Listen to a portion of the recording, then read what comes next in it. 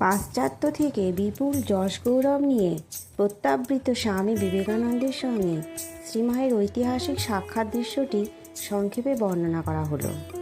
মা অন্যদিনের মতো অবগুণ্ঠনে আবৃত থেকে ঘরের দরজার সামনে দাঁড়িয়েছিলেন।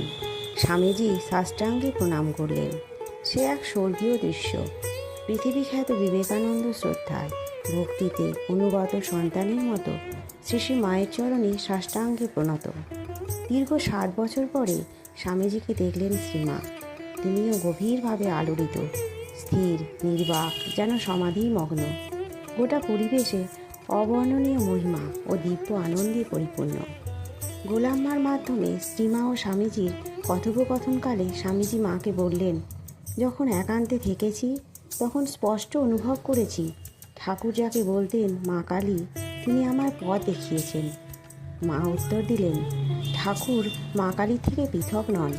ঠাকুরই এই বিরাট জিনিসগুলি তোমাকে দিয়ে করিয়েছেন। তুমিই তার বাছা শিষ্য এবং সন্তান। তোমার প্রতি তার অসীম ভালোবাসা।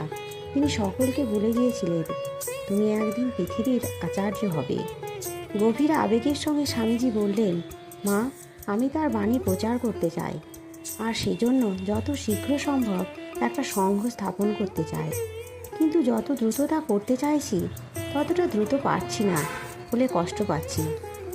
মা এবার নিজের কোমল স্নেহার্ত কণ্ঠে বললেন, চিন্তা করো না, তুমি যা করেছো আর যা করবে সবই চিরকালের জিনিস। এই কাজের জন্যই তুমি এসেছো। হাজার হাজার মানুষ তোমাকে পৃথিবীর সেরা আচার্য বলে গ্রহণ করবে। স্থির যেন, ঠাকুর শীঘ্রই তোমার ইচ্ছা পূরণ করবে।